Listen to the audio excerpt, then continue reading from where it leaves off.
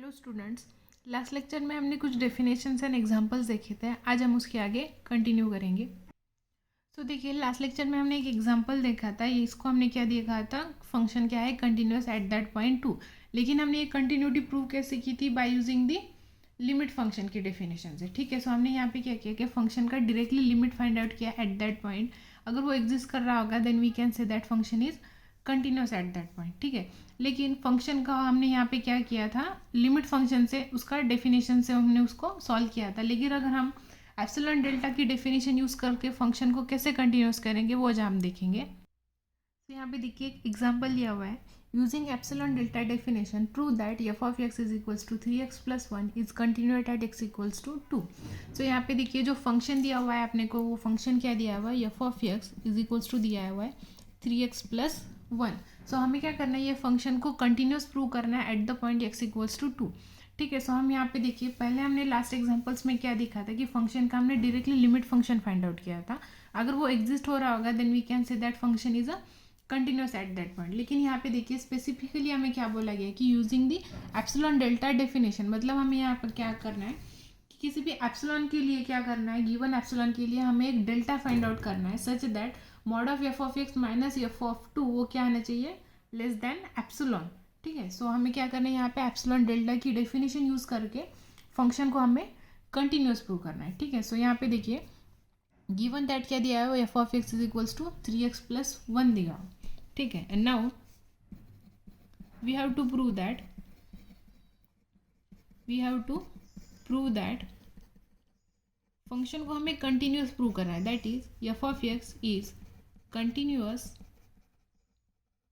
Eight x equals to 2। So x equals to 2 इस point पे हमें क्या करना है, फंक्शन को कंटिन्यूस प्रूव करना है। That is we have to prove that by definition of continuous function we have to prove that mod of f of x minus f of 2 less than epsilon whenever क्या आना चाहिए, mod of x minus 2 less than some delta आना चाहिए। ठीक है, सो हमें यहाँ पे क्या करना है, for given epsilon greater than 0 we have to prove that mod of f of x minus f of 2 less than क्या आना चाहिए, epsilon whenever mod of x minus 2 less than क्या आना चाहिए, delta।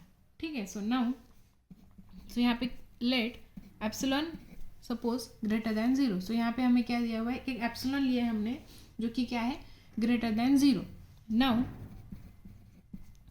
Mod of f of x minus f of 2 ये हमें क्या करना है, less than epsilon find out करना है। ठीक है, सो इसकी वैल्यू हमें क्या करनी है, हम इस मॉड्यूलस को सॉल्व करेंगे विच इज इक्वल्स टू आ गया। सो यहाँ पे देखिए एफ ऑफ एक्स क्या दिया हुआ है, 3x plus 1 and f of 2 की वैल्यू क्या आ जाएगी। सो यहाँ पे देखिए एफ ऑफ एक्स आ गया 3x plus 1। So f of 2 is equals to क्या आ जाएगा, 3 into 2 plus 1 which is equals to क्या आ गया, 6 प्लस 1 वो आ गया 7। ठीक है, सो एफ ऑफ 2 की वैल्यू क्या आ गई, 7 विच इज इक्वल्स टू आ गया 3x माइनस 6। ठीक है, विच इज इक्वल्स टू आ गया, सो यहाँ से देखिए 3 कॉमन ले सकते हैं, वो आ जाएगा 3 इंटू एक्स माइनस 2। ठीक है, विच इज इक्वल्स टू, सो देखिए 3 को हम मॉड्यूलस से बाहर लेंगे, सो ये क्या आ जाएगा, पॉजिटिव वैल्यू है, सो ये आ जाएगा mod 3 into mod x minus 2 and mod of 3 equals to क्या आ जाएगा, 3 into mod of x minus 2। ठीक है, so therefore mod of f of x minus f of 2 which is equals to क्या आ जाएगा, 3 into mod of x minus 2। ये less than epsilon कब आएगा, whenever mod of x minus 2 less than क्या आना चाहिए, एप्सिलॉन बाय 3। ठीक है, सो देखिए ये वैल्यू लेस देन एप्सिलॉन कब आएगी, जब modulus epsilon mod of x minus 2 less than क्या आना चाहिए, एप्सिलॉन बाय 3। सो यहाँ पे देखिए अगर mod of x minus 2 less than epsilon by 3 आ गया तो ये क्या आ सकता है, सो ये आ गया 3 इंटू एप्सिलॉन बाय 3, ये 3 कैंसिल हो जाएगा, ये क्या आ जाएगा, एप्सिलॉन आ जाएगा। सो therefore mod of f of x minus f of 2 less than epsilon whenever mod of x minus 2 less than क्या आना चाहिए, एप्सिलॉन बाय 3 आना चाहिए। ठीक है, if we choose delta is equals to epsilon by 3 then we can say that mod of f of x minus f of 2 less than epsilon whenever mod of x minus two, ये क्या आ जाएगा, less than delta. So by definition of continuous function we can say that f of x is continuous at x equals to 2.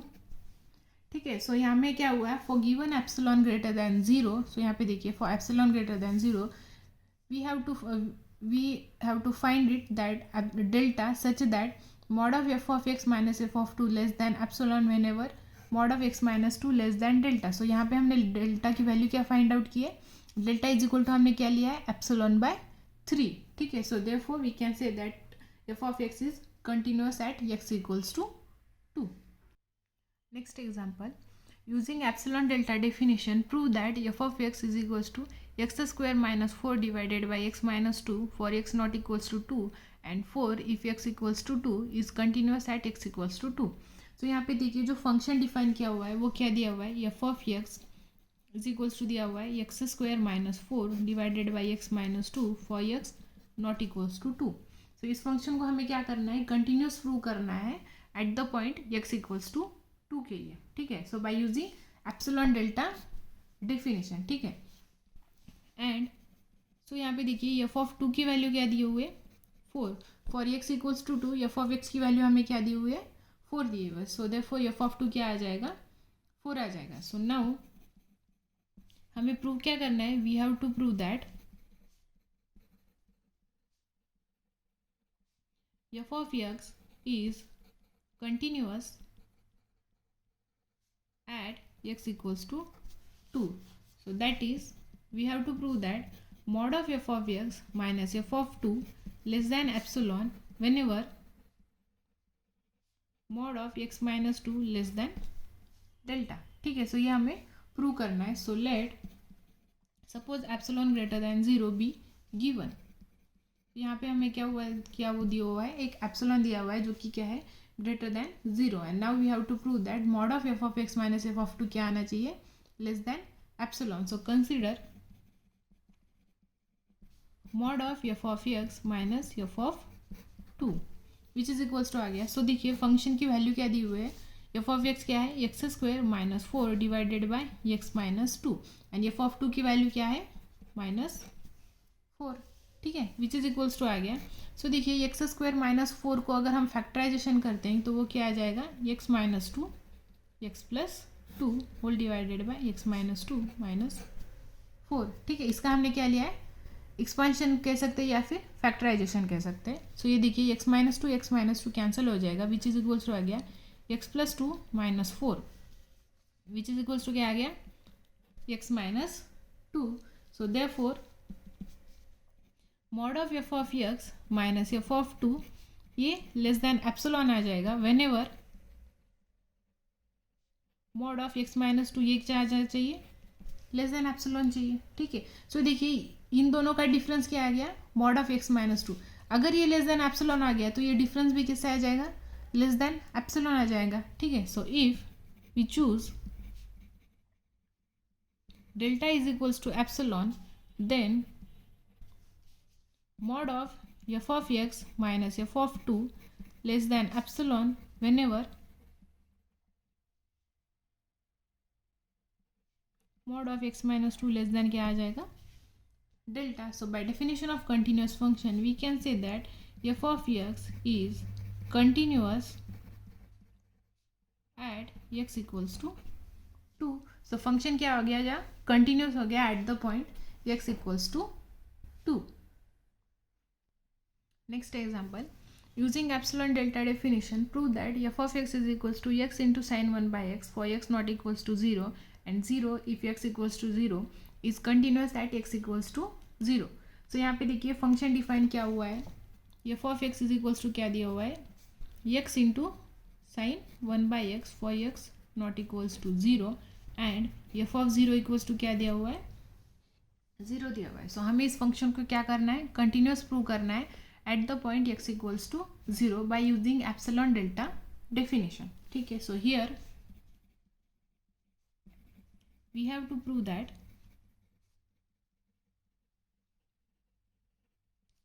mod of f of x minus f of 0 ये क्या आना चाहिए, less than epsilon whenever mod of x minus zero less than क्या आना चाहिए, delta, that is mod of f of x minus f of zero, ये क्या आना चाहिए, less than epsilon when ever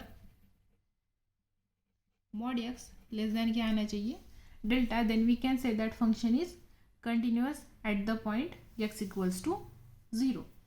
so यहाँ पे देखिए let epsilon greater than zero be given. सो यहाँ पे हमने क्या हुआ है कि एप्सिलॉन दिया हुआ है and we have to find it that the modulus f of x minus f of zero क्या आना चाहिए, less than epsilon. So consider the modulus value. So consider, तो ये आ गया mod of f of x minus f of zero. ठीक है, ये दोनों का डिफरेंस लेना है हमें. सो एफ ऑफ एक्स क्या दिया हुआ है, x into sine one by x, and f of zero क्या दिया हुआ है, ज़ीरो. ठीक है, विच इज़ इक्वल्स टू आ गया mod of x into sine one by x, which is equals to आ गया. सो मॉड्यूलस सेपरेट करेंगे, ये आ गया mod x into mod of sine one by x. ठीक है, बट वी नो दैट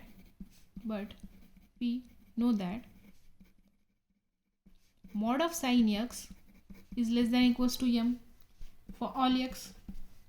ठीक है, we know that sin x is a bounded function and modulus of bounded function क्या आता है, less than equals to 1 आता है. ठीक है, so therefore clearly we can say that sin of 1 by x is also less than equals to 1, because ये भी क्या है, sin function है, लेकिन यहाँ पे जो x की वैल्यू है वो क्या हुई है, चेंज दी हुई है. सो sin of x is less than equals to 1, so therefore we can say that sin of 1 by x is also less than equals to 1. So therefore mod of f of x minus f of 0 is less than equals to हम कह सकते हैं mod x.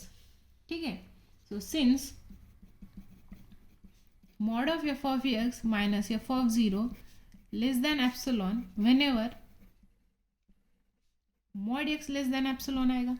ठीक है, अगर ये value less than less than epsilon रहेगी, then the mod of f of x minus f of zero भी क्या रहेगा, लेस देन एप्सिलॉन रहेगा. ठीक है, so therefore if we choose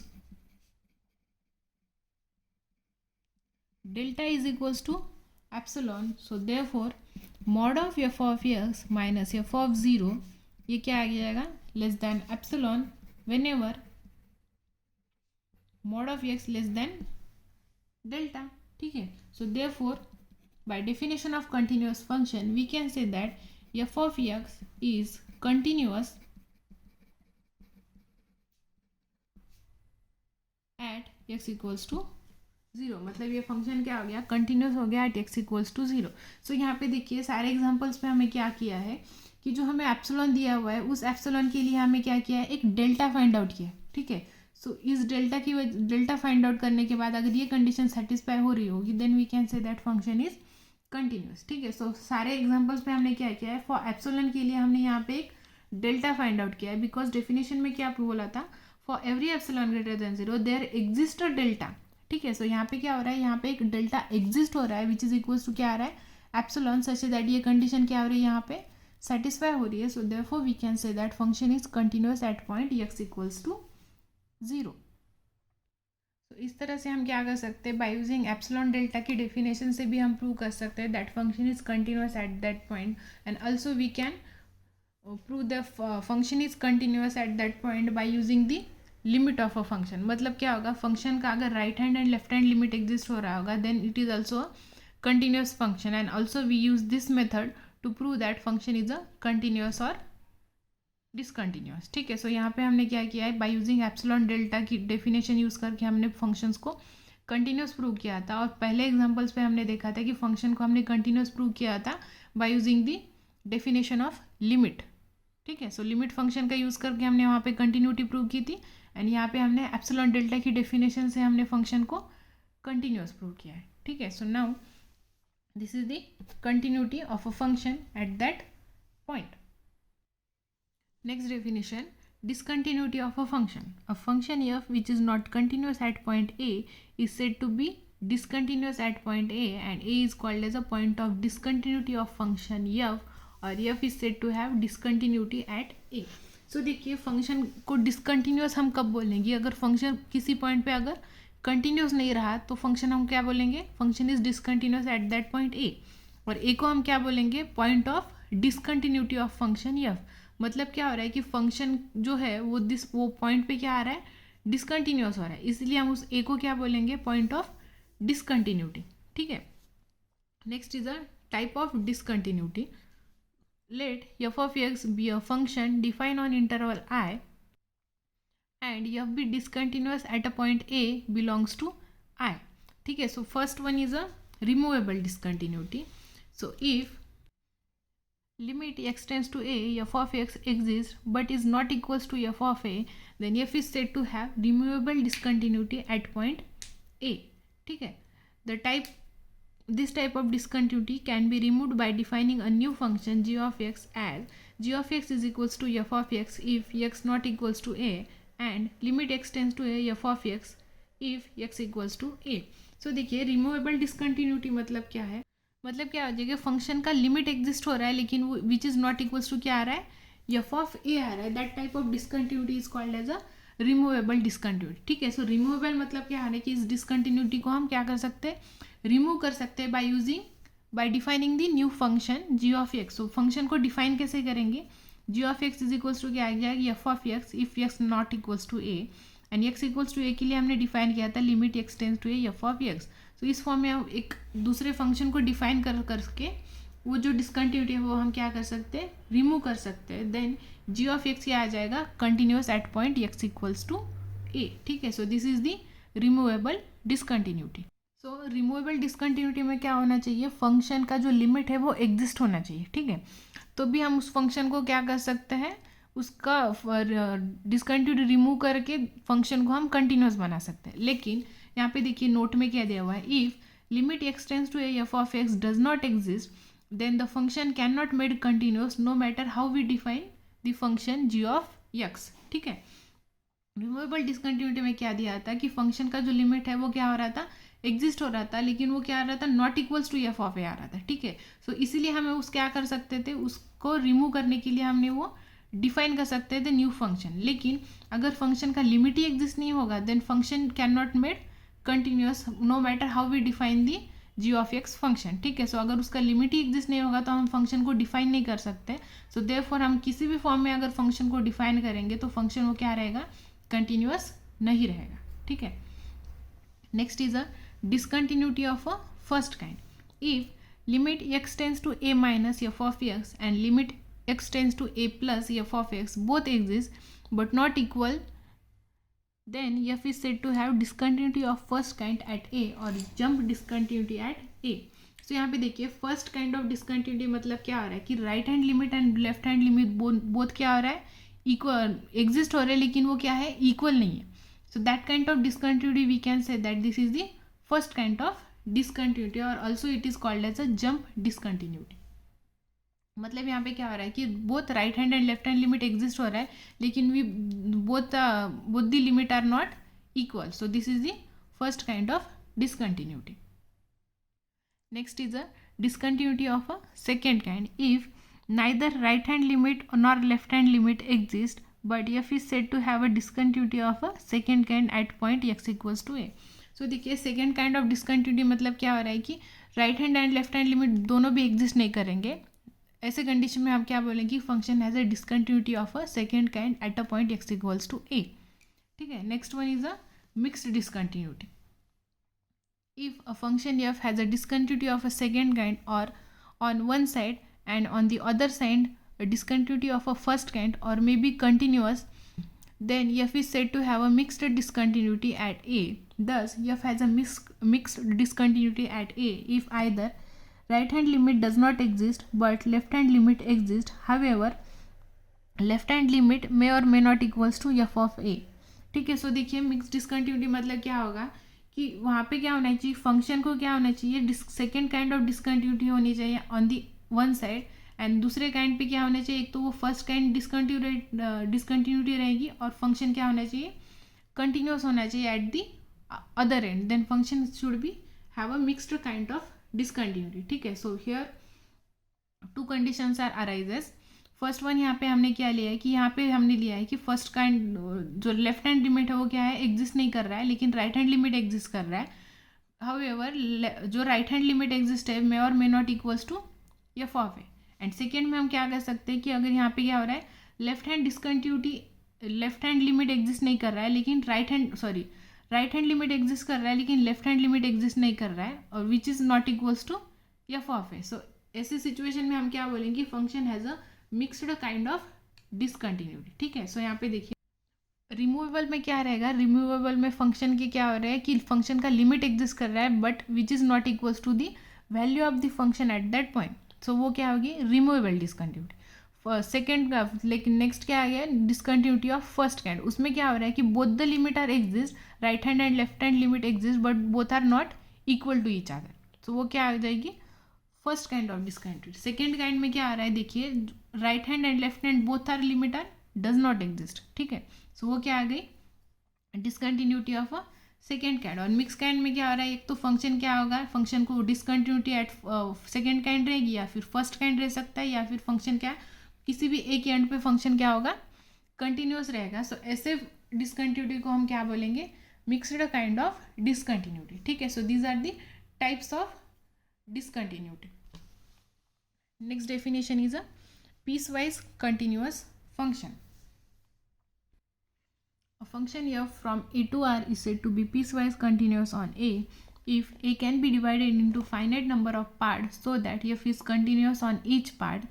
Clearly, in such a case, f has a finite number of discontinuity on a set A is divided at the point of discontinuity. So देखिए piecewise continuous function मतलब क्या होगा, जो domain है function का ए, उसको हमें क्या करना है, फाइनाइट नंबर ऑफ पार्ट्स में डिवाइड करना है। ठीक है, सो मतलब इसका क्या कर रहे हैं, हम ए का पार्टीशन कर रहे हैं और जो हर एक पार्ट है उस पार्ट पे फंक्शन क्या होना चाहिए, कंटिन्यूस होना चाहिए। सो वैसे फंक्शन को हम क्या बोलेंगे, पीस वाइज कंटिन्यूस। ठीक है, so clearly we can say that f has a finite number of discontinuity on a set a. मतलब क्या हो रहा है, देखिए यहाँ पे फंक्शन जिस पार्ट पे डिसकंटिन्यूस है, मतलब जिस पॉइंट पे फंक्शन डिसकंटिन्यूस है उस पॉइंट पे हमने क्या किया, डोमेन को ब्रेक कर लिया। सो यहाँ पे देखिए suppose this is the domain a comma b. ठीक है, सो यहाँ पे हमने एक फंक्शन डिफाइन किया है, suppose f of x. So function has a finite discontinuity, suppose function is discontinuous at c d and E.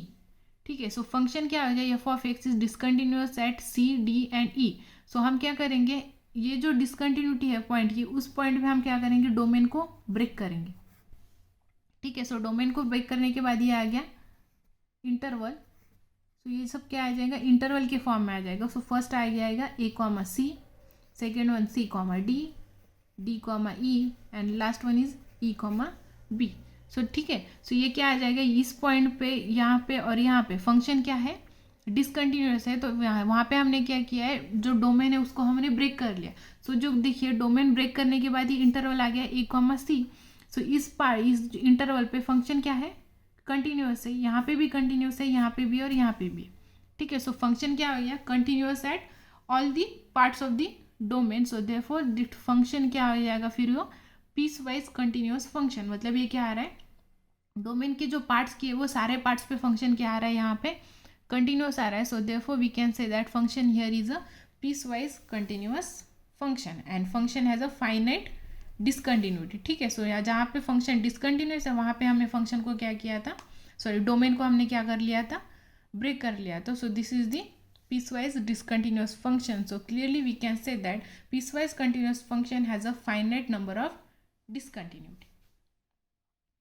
So यहाँ पे देखिए एग्जाम्पल हमने डिफाइन किया था, f on interval 0,5 to r defined by the function, this is the greatest integer function, then f is continuous at 1 2 3 and 4. ठीक है, सो जो function है वो 1 2 3 and 4 ये चारों पॉइंट पे क्या आएगा, डिसकंटिन्यूस आ जाएगा। ठीक है, so this is the greatest integer function and if the interval is divided at the point 1 2 3 and 4 then f is continuous in the open interval 0,1 1,2 2,3 3,4 and 4,5.